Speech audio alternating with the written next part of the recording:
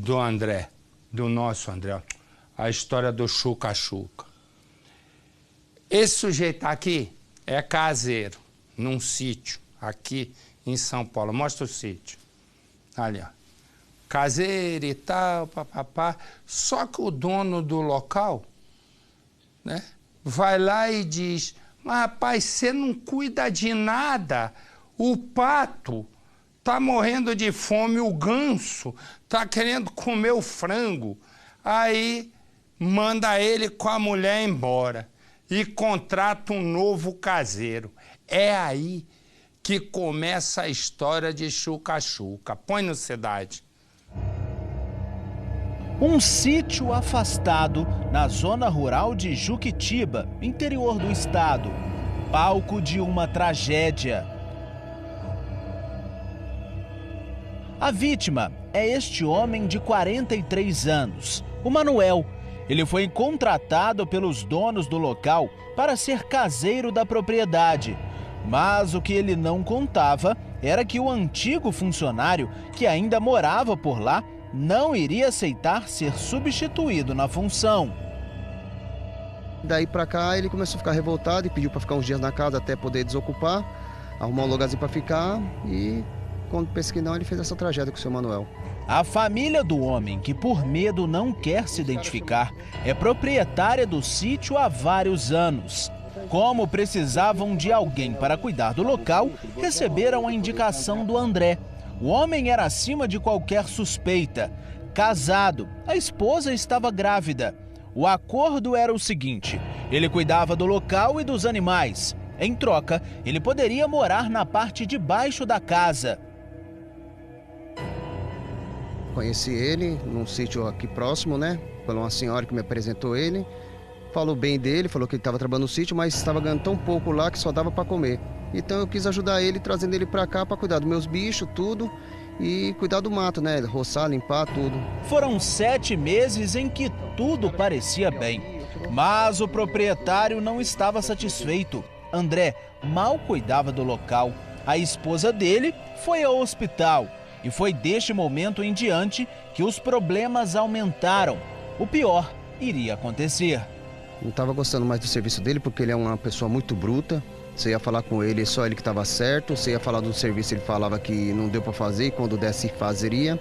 E muito bruto, tava as crianças brincando, ele com o facão na mão, jogava o facão no chão perto das crianças. Tipo, era um cara que não dá para confiar.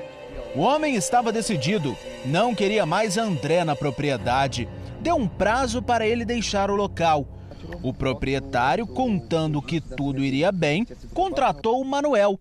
Enquanto André não saía, deixou o novo funcionário morar na parte de cima da residência. Um dos proprietários já havia pedido de volta a casa e falado para o André sair daqui, para ele não trabalhar mais aqui, mas ele continuou. O seu Manuel estava na parte de cima, enquanto essa parte de baixo não era desocupada. Um determinado dia, este proprietário veio até aqui. O André estava exatamente neste ponto aqui, agachado. O proprietário veio até ele e mais uma vez falou que dias seguintes ele precisava que o André deixasse o local, pois viria para cá com a família. E o seu Manuel tinha que sair do andar de cima e vir para o andar de baixo. Só que foi neste momento que o André ele não concordou. Tá aqui o proprietário que vai falar pra gente. Ele chegou inclusive a te fazer uma ameaça, né? Foi, eu estava abaixado, ele estava abaixado e o que acontece? Ele pegou, levantou e falou assim: e se eu não sair sábado da casa? Aí ele levantou e me peitou. Eu dei um passo para trás e falei que sábado nós conversaria a respeito disso.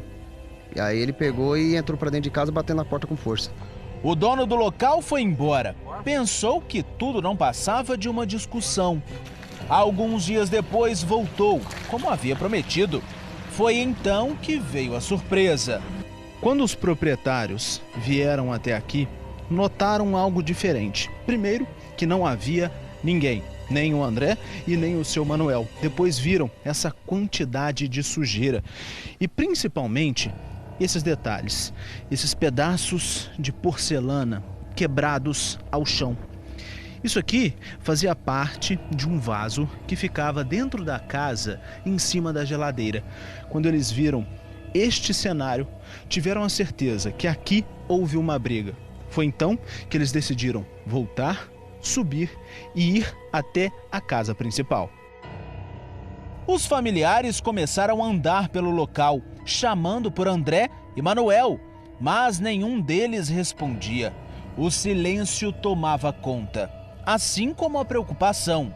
Quando a família chegou próximo a essa porta, viu ao chão muito sangue. Eles ficaram desesperados e tentaram abrir a porta, mas não conseguiram. Então eles deram a volta na casa e foram até esta outra porta. Aqui sim eles conseguiram abrir e tiveram acesso à casa. Aqui veio a surpresa. Estava completamente revirado. Olha só, aqui na cozinha, a geladeira que ficava exatamente nesta parede já não estava. Os armários todos revirados.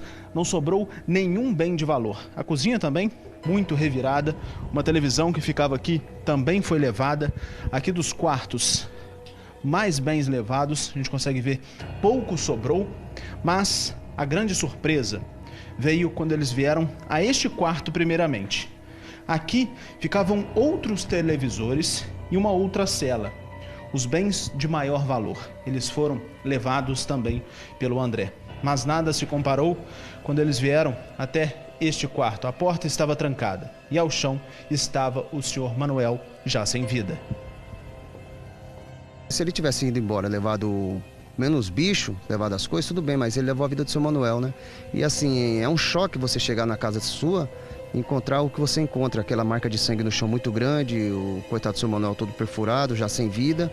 E assim, no meio desse aqui, do lugar desse aqui, o que você vai fazer? Não tem muito o que fazer, né? A polícia foi chamada. A faca usada no crime foi encontrada ainda na cozinha, coberta de sangue. O celular da vítima também estava no local. André e a esposa haviam desaparecido. E um detalhe, o corpo do Manuel, pelas manchas de sangue no chão, foi arrastado até o quarto. Tudo para tentar esconder o que havia acontecido. O dono do local, desesperado, procurou vizinhos para ver se alguém tinha notícias. Foi aí que um dos produtores rurais disse ter sido vítima de André. Dias antes do assassinato do senhor Manuel, algumas testemunhas disseram que o André, ele saiu da casa e seguiu por esta estrada aqui. Ele foi até uma cidade vizinha.